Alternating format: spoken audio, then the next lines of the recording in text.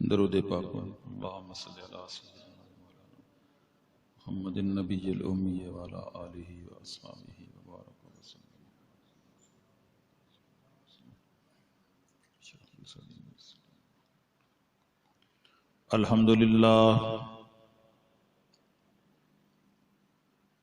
الحمدللہ وکفا والصلاة والسلام علی سید الانبیاء والمرسلین وعلى آلہ واصحابہ اجمعین۔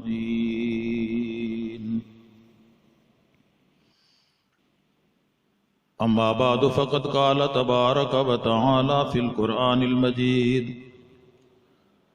فاعوذ باللہ من الشیطان الرجیم بسم اللہ الرحمن الرحیم۔ یا ایہا الذین آمنوا کتب علیکم الصیام وقال تعالی فی مقام آخر کلوا واشربوا حتی یتبین لکم الخیط الابیض من الخیط الاسود من الفجر ثم اتموا الصیام الی اللیل۔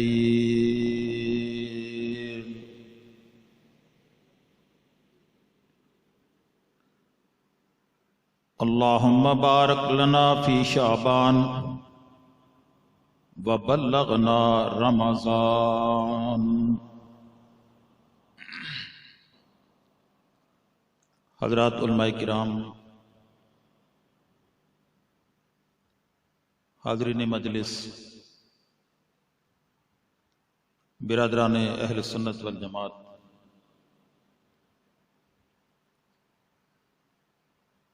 تحریک خدام اہل سنت والجماعت پاکستان تھوا بہادر کے زیر اہتمام یہ سالانہ سیرت النبی صلی اللہ علیہ وآلہ وسلم کے عنوان سے محفل اور جلسہ ہے۔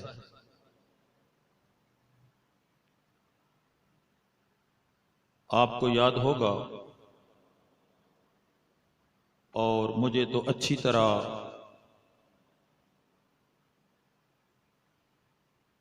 یہ بات ذہن نشین ہوئی ہے کہ ہمارے بزرگ حاجی غلام حیدر صاحب رحمت اللہ تعالی علیہ اس پروگرام اور اس جلسہ کو بڑے ہی انہماک، بڑے شوق اور بڑی ہی انتظار کے ساتھ منعقد کرایا کرتے تھے۔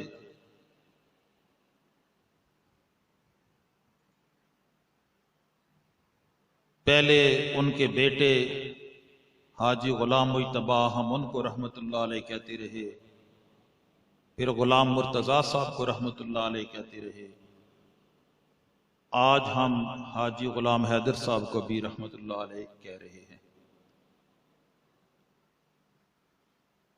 تو دعا فرمائیں کہ اللہ رب العزت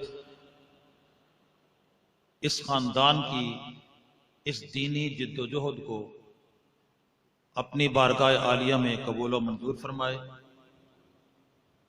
اور جن مرحومین کے ایصال ثواب کی خاطر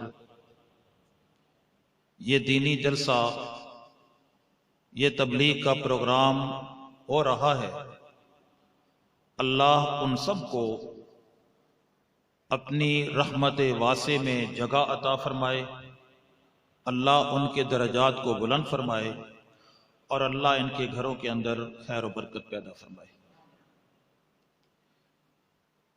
ان چند تمہیدی کلمات کے بعد چونکہ رمضان کی آمد ہے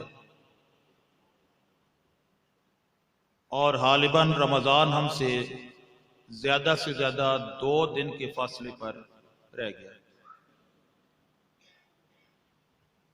یہ بڑی خوش قسمتی اور خوش بختی کی بات ہے کہ اللہ مجھے اور آپ کو زندگی میں ایک دفعہ پھر رمضان کی سعادتوں اور برکتوں سے مالا مال ہونے کا موقع فراہم کر رہے ہیں۔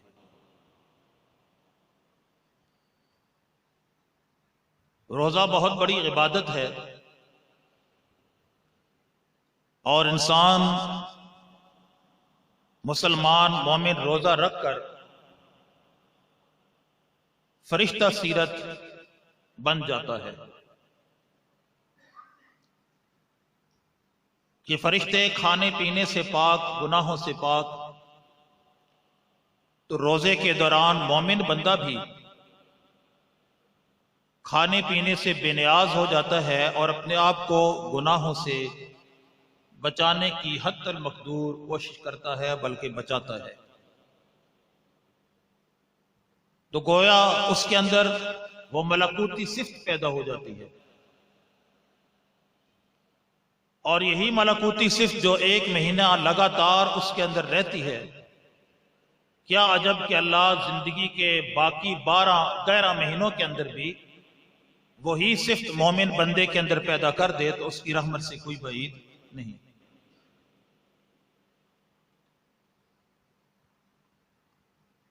اللہ رب العزت نے جتنی بھی عبادات کا حکم اپنے بندوں کو قرآن حکیم میں ارشاد فرمایا ہے، وہ سارے کے سارے بطور حکم ہیں،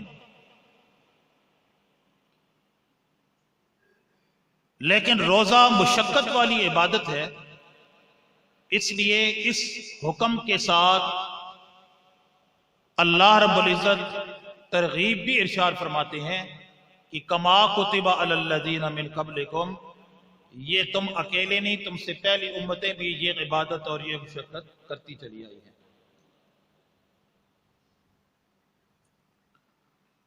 اور روزے کے احکام بیان کرتے ہوئے، روزے کی حدود کا تعین کرتے ہوئے خالق ارض و سما فرماتے ہیں کلوا واشربوا،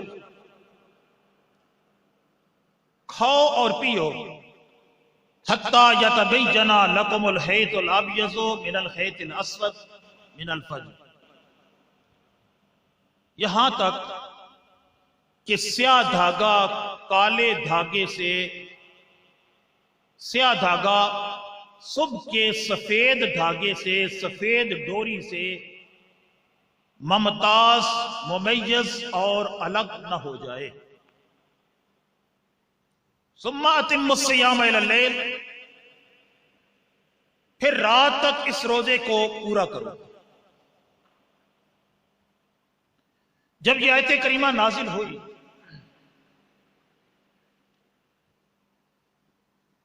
ظاہری الفاظ کو لے کر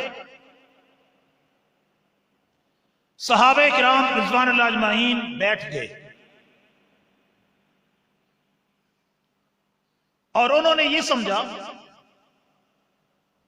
کہ اللہ نے جو فرمایا ہے کلوا واشربوا حتی یتبین لکم الخیط الابیض من الخیط الاسود من الفجر، کہ جو اللہ نے سیاہ دھاگے اور سیاہ ڈوری کو سفید دھاگے اور سفید ڈوری سے الگ ہونے، ممیز اور ممتاز ہونے تک جو کھانے پینے کی اجازت ارشاد فرمائی ہے، تو اس سے مراد حقیقی طور پر سیاہ اور سفید دھاگا ہے۔ غور کرنا، بڑی گہری بات کہنے لگا۔ صحابہ کرام نے اس حکم پر عمل کرنے کے لیے 2 دھاگے لیے، سفید بھی اور سیاہ بھی۔ اور اپنے پاس رکھ لیے، ان کو دیکھنے لگے اور کھاتے رہے پیتے رہے، سحری کو بند نہ کیا۔ اتنا تک کھاتے پیتے رہے کہ جب تک اتنی روشنی، اتنی سفیدی نمودار ہو گئی کہ ان دونوں میں تمیز ہونے لگے کہ یہ سفید ہے اور یہ سیاہ ہے۔ جب تمیز ہونی شروع ہو گئی، اتنی روشنی اور اتنی سفیدی پھیل گئی، اس وقت روزہ بند کیا اور روزہ بند کر کے مسجد میں آئے، اللہ کے نبی کے دربار میں آ کر عرض کرتے ہیں، یا رسول اللہ صلی اللہ علیہ وسلم، ہم نے آج یہ عمل کیا ہے قرآن حکیم کی آیت پر کہ اللہ فرماتے ہیں کہ سفید ڈوری سیاہ ڈوری سے جدا ہو جائے، الگ الگ نظر آنے لگے، ان میں تمیز ہو جائے، اس وقت تک صبح سحری کھانے کا وقت ہے، لہذا ہم کھاتے رہے۔ اللہ کے محبوب نبی نے فرمایا کہ تمہارے سرہانے اور تمہارے تکیے اتنے بڑے ہیں کہ جن میں مشرق اور مغرب دونوں سمتیں سما گئی ہیں۔ آپ نے ارشاد فرمایا کہ اس ظاہری الفاظ سے،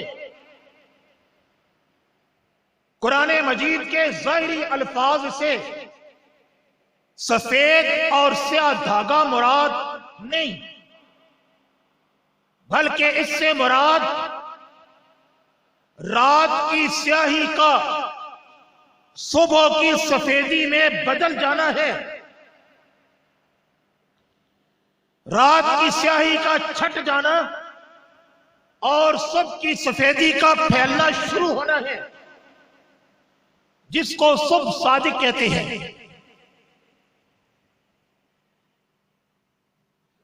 اب جہاں ایک بات جو ذہن کے اندر پیدا ہوتی ہے وہ یہ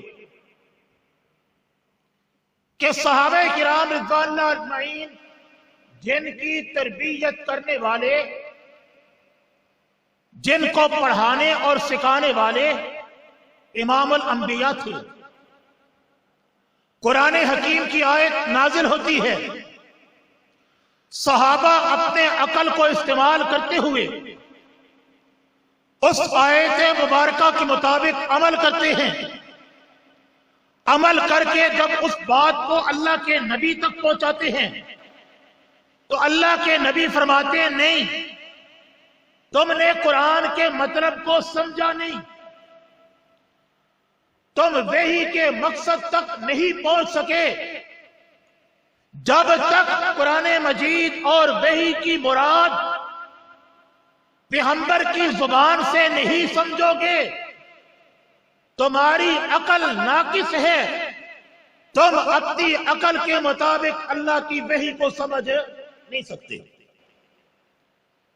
اللہ کی وحی کو سمجھنے کے لیے محمد رسول اللہ صلی اللہ علیہ وسلم کی زبان، آپ کی تعلیم، آپ کا فرمان چاہیے، تب جا کر وحی کے اصل مفہوم اور مقصد تک پہنچا جا سکتا ہے۔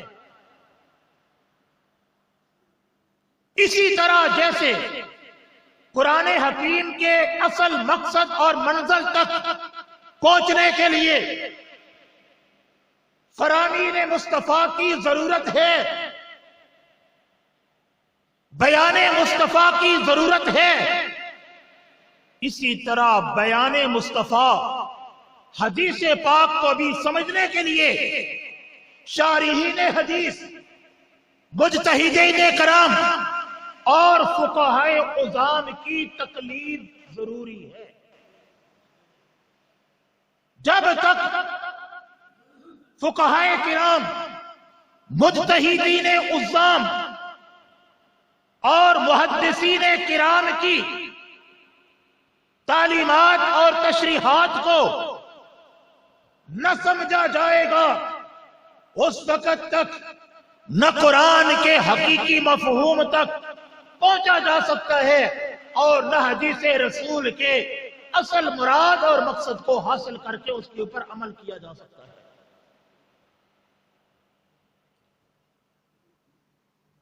ہم عقائد کے اعتبار سے اہل سنت والجماعت ہیں،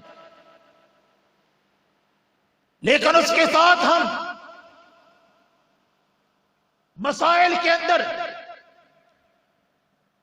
امام اعظم حضرت امام اعظم ابو حنیفہ رحمۃ اللہ علیہ کے مقلد ہیں۔ ہم ان کی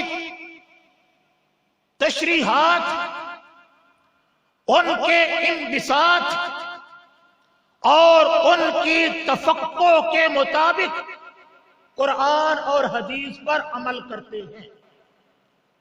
عمل قرآن اور حدیث پر، لیکن تفقع، اجتہاد، تشریح، سمجھ ہم امام اعظم ابو حنیفہ رحمۃ اللہ علیہ سے لیتے ہیں۔ اور کس لیے؟ کیا یہ امام اعظم ابو حنیفہ حضرت نعمان بن ثابت، جن کے نام پر فقہ حنفی ہے، کیا یہ کوئی معمولی شخصیت اور معمولی ذات تھی؟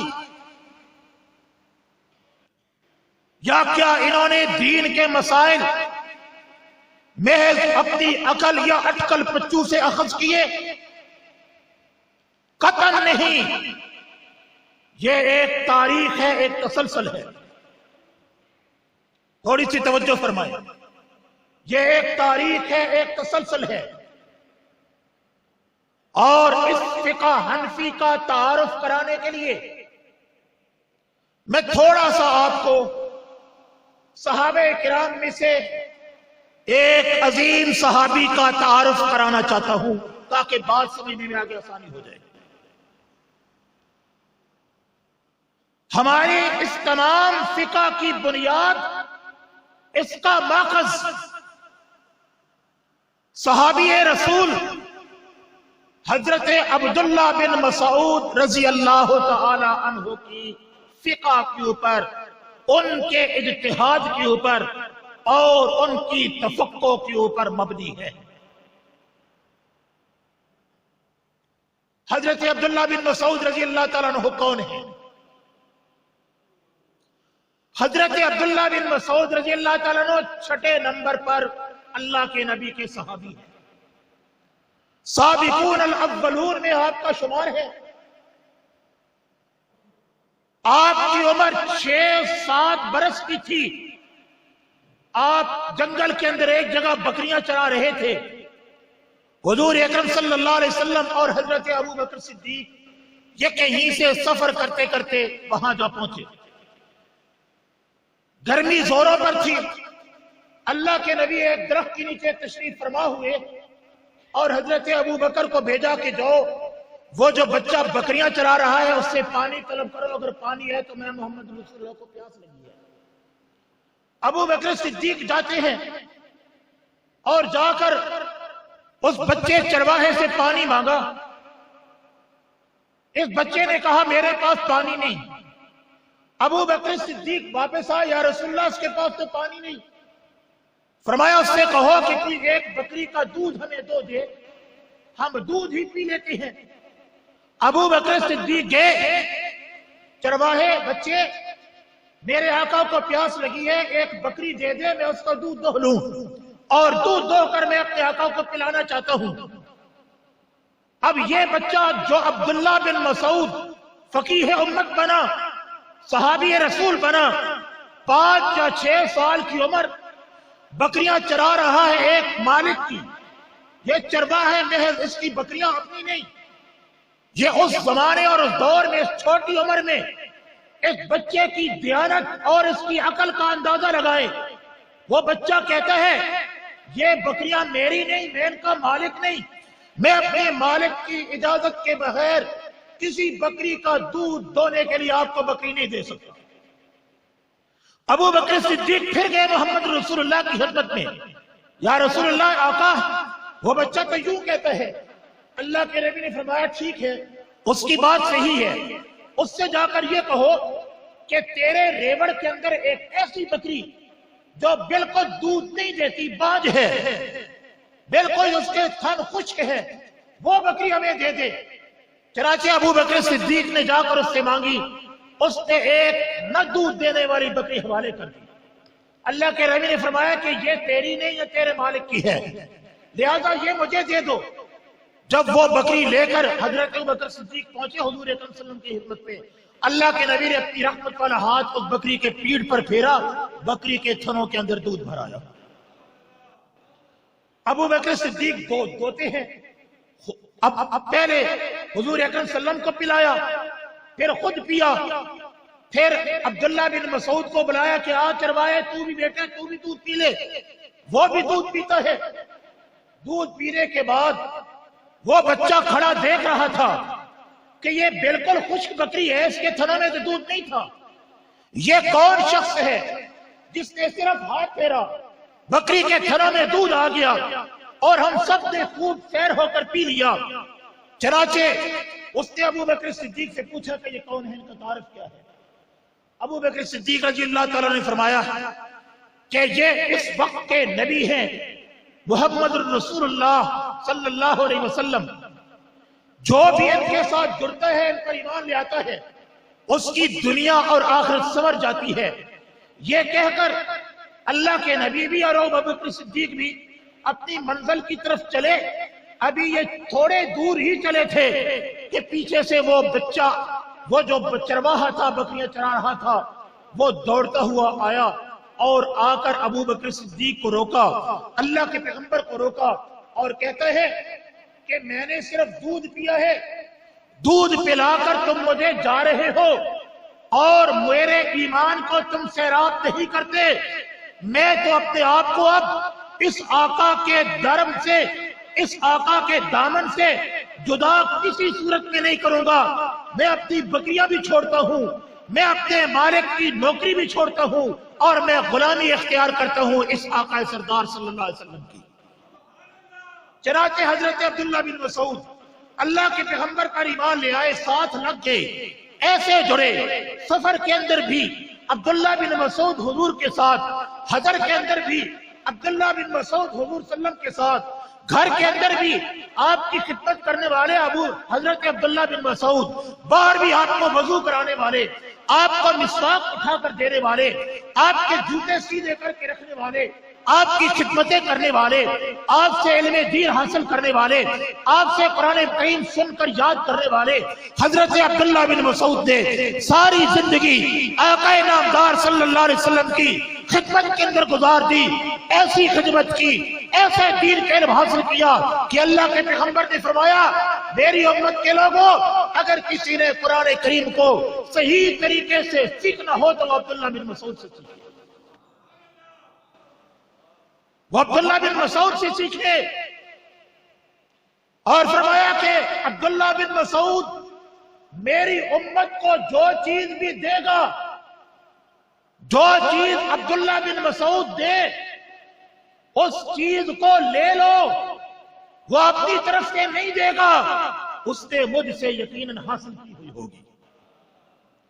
چنانچہ یہ عبداللہ بن مسعود جو 13 سال مکی زندگی میں اللہ کے پیغمبر کے ساتھ رہے، 10 سالہ مدنی زندگی میں اللہ کے پیغمبر کے ساتھ رہے، اور مدینہ طیبہ میں حضور صلی اللہ علیہ وسلم کے زمانے مبارک کے اندر عبداللہ بن مسعود فتوے دیا کرتے تھے، مفتی تھے اللہ کے نبی کے زمانے کے اندر۔ حضرت عبداللہ بن مسعود رضی اللہ تعالیٰ عنہ، مختصر کرتا ہوں، جس وقت حضرت عمر فاروق کے زمانے کے اندر کوفہ شہر فتح، کوفہ شہر آباد ہوا، کوفے والوں نے تقاضا کیا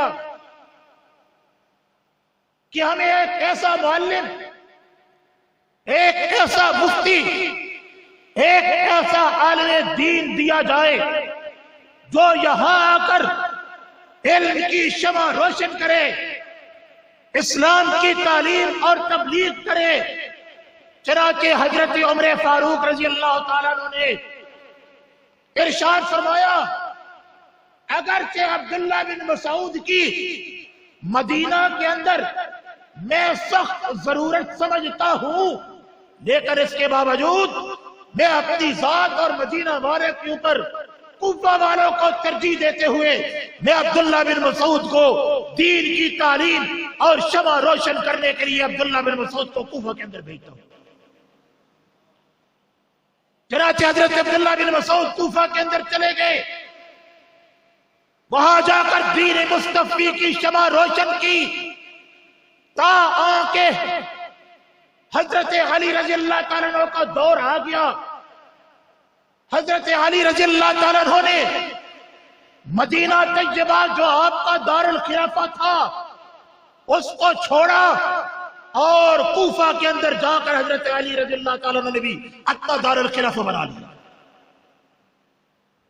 حضور اکرم صلی اللہ علیہ وسلم کا سارا دین جو 6 صحابہ کے اندر جمع ہوا حضرت امام مسعود رحمت اللہ علیہ کے ارشاد کے مطابق، ان میں سے 2 صحابی، ایک عبداللہ بن مسعود ہیں اور دوسرے سیدنا حضرت علی المرتضی رضی اللہ تعالیٰ عنہ ہیں، اور یہ دونوں اللہ کے نبی کے شاگرد، یہ دونوں اللہ کے نبی کے جلیل قدر صحابی، یہ دونوں کوفہ کے اندر گئے، اور کوفہ اس دور اور اس زمانے کے اندر علم نبوی کا مرکز قرار پایا۔ تمام علوم سمٹ کر کوفہ کے اندر منتقل ہو گئے۔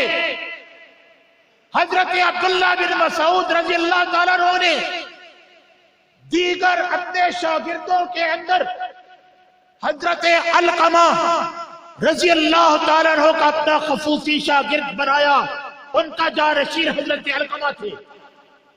حضرت علقمہ رحمت اللہ علیہ نے دوسرے شاگردوں کے ساتھ حضرت ابراہیم نحی رحمت اللہ علیہ کو اپنا شاگرد اور اپنا جانشین بنایا۔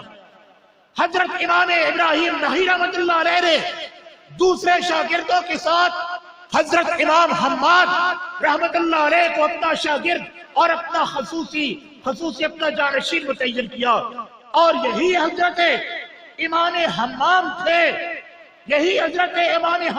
تھے جنہوں نے حضرت امام اعظم ابو حنیفہ رحمت اللہ علیہ کی تربیت فرمائی، ان کو علوم سے سرفراز فرمایا اور اپنا شاگرد خاص بنا کر اپنا جانشین بنایا۔ گویا اللہ کے نبی کا علم جو حضرت علی اور عبداللہ بن مسعود میں منتقل ہوا، وہاں سے حضرت علقمہ نے کیا، وہاں سے ابراہیم نحی نے کیا، وہاں سے امام حماد نے کیا، اور امام حماد نے سارا علم اٹھا کر ابو حنیفہ کی گود کے اندر ڈال دیا۔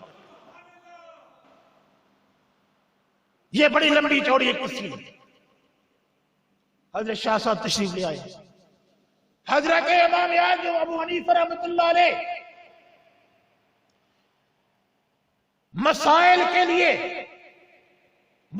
کے لیے 40 جید قسم کے علماء پر مشتمل ایک بورڈ بناتے ہیں، ایک بورڈ بنایا جس کے اندر 40 علماء کرام تھے، 40 مجتہدین تھے اس وقت کے، اور اس بورڈ کے اندر روزانہ 1 یا 2 مسائل پیش ہوا کرتے تھے۔ یہ 40 مجتہدین کا بورڈ اس کے اوپر بحث و تمہیز کیا کرتا تھا، اور بحث و تمہیز کے بعد یہ 40 علماء اور مجتہد جس مسئلے پر متفق ہو جایا کرتے تھے وہ مسئلہ لکھ کر اس کو فقہ حنفی قرار دے دیا گیا، اور اس طرح سے 5.25 لاکھ مسائل حضرت امام اعظم ابو حنیفہ رحمت اللہ علیہ نے قرآن و سنت اور قرآن و حدیث سے استنباط کر کے امت کے لیے ایک ذخیرہ چھوڑا۔ آج میں اور آپ، آج بڑے بڑے علماء آنکھیں بند کر کے جو مسائل بتا رہے ہیں، یہ سارے کا سارا صدقہ ہے امام اعظم حنیفہ رحمۃ اللہ علیہ کا، جنہوں نے یہ محنت کر کے، جنہوں نے خون پسینہ لگا کر، اپنی ساری دولت دما لگا کر، اپنی زندگی بھر لگا کر ہمارے لیے دین کے اوپر چلنا آسان کر دیا۔ باقی جتنی بھی فقہ ہیں وہ ایک ایک مجتہد اور ایک ایک فقیہ کی ہے، جبکہ فقہ حنفی واحد وہ فقہ ہے کہ جو 40 علماء پر مشتمل بورڈ کی فقہ ہے، یہ شورائی فقہ ہے، اور اس فقہ کے اوپر گویا اجماع امت ہوا ہے۔ اس لیے ہم اپنے آپ کو حنفی کہلواتے ہیں اور حنفی مسلک کے اوپر عمل کرتے ہیں۔ یہ معمولی بات نہیں ہے، لائے کوئی ایسی تاریخ، لائے کوئی ایسی سند اپنے دین کی، اپنے مسائل کی، سب اٹکل پچو اور ڈھگوسلے ہیں سوائے مذہب اہل سنت اور فقہ حنفی کے۔ الحمدللہ ثم الحمدللہ ہم ایک ایسی راہ کے اوپر چل رہے ہیں جو راہ یقیناً سیدھی جنت کو جا رہی ہے۔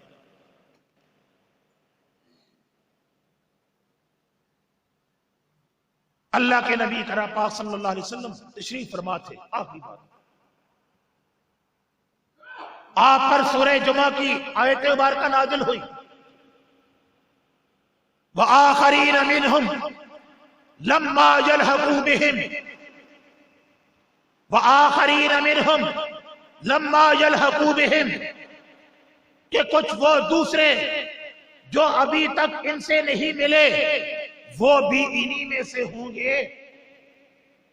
جب یہ آیت کریمہ نازل ہوئی، صحابہ اکرام نے دریافت کیا، حضرت ابو ہریرہ رضی اللہ تعالیٰ عنہ کی روایت بخاری و مسلم میں موجود، مشکات میں موجود، صحابہ نے عرض کیا یا رسول اللہ صلی اللہ علیہ وسلم، یہ جو آیت کریمہ میں بشارت دی گئی ہے، اشارہ کیا گیا ہے کہ وہ لوگ جو انہی میں سے ہیں لیکن ان سے ابھی نہیں ملے، بعد میں آئیں گے، اس سے کون لوگ مراد ہیں؟ اس آیت کا مفہوم کیا ہے؟ اللہ کے پیغمبر کے پاس حضرت سلیمان فارسی رضی اللہ تعالیٰ عنہ تشریف فرما تھے۔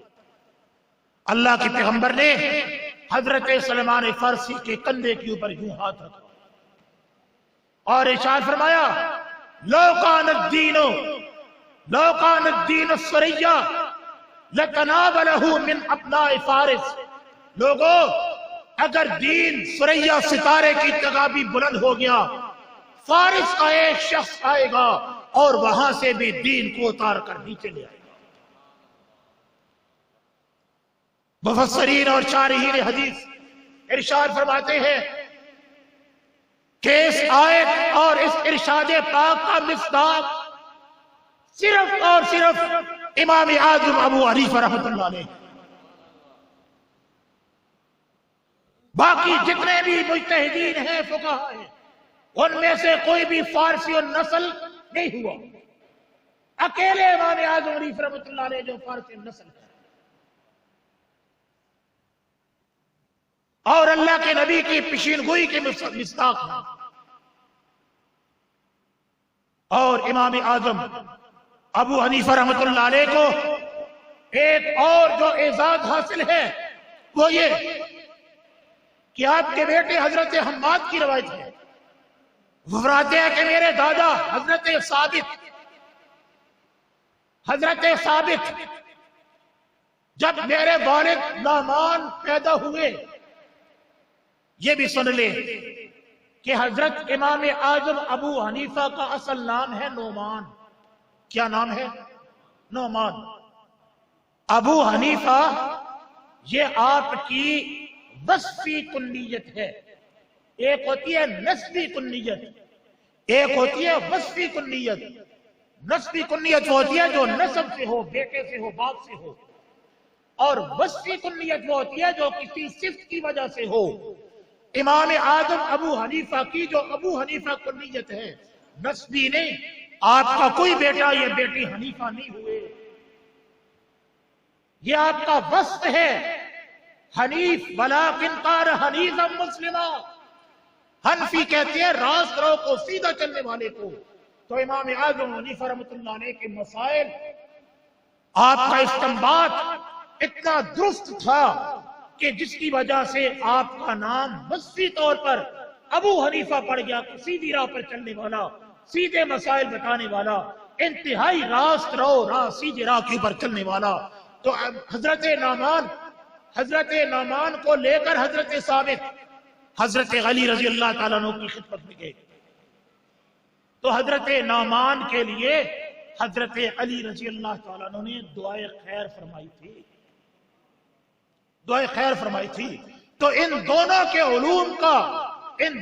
علوم کا گویا ایک چشمہ حضرت علی جو مدینۃ العلم علی جلبابھا جو علم کے دروازہ ہیں، اور حضرت عبداللہ بن مسعود جو فقیہ اور مفتی ہے حضور کے دور کے، ان دونوں کے علوم کو اپنے سینے کے اندر امام اعظم ابو حنیفہ حضرت نعمان بن ثابت نے جمع کیا، اور پھر مسائل استنباط کر کے امت کے اوپر ایک عظیم احسان کر گئے. آج ہم روزے کے مسائل، آج ہم نماز کے مسائل، آج ہم جنازے کے مسائل، آج ہم زکوٰۃ کے مسائل پر جو لوگوں کو سنا دیتے ہیں. ہمیں نہ حدیث دیکھنے کی ضرورت ہے، نہ ہمیں حدیث کو پرکھنے کی ضرورت ہے، نہ ہمیں حدیث کو جانچنے کی ضرورت ہے، نہ ہمیں اس طرح کی کوئی لمبے چوڑے جو ہے وہ پیپر پاپڑ بھیجنے پڑتے ہیں، بلکہ ہم فقہ کی کتاب اٹھا کر امام اعظم کی محنت کا ثمرہ آپ لوگوں کو بڑی آسانی سے مسائل بتا دیتے ہیں. تو یہ سارے کا سارا صدقہ ہے اس شخصیت کا جس کو امام اعظم.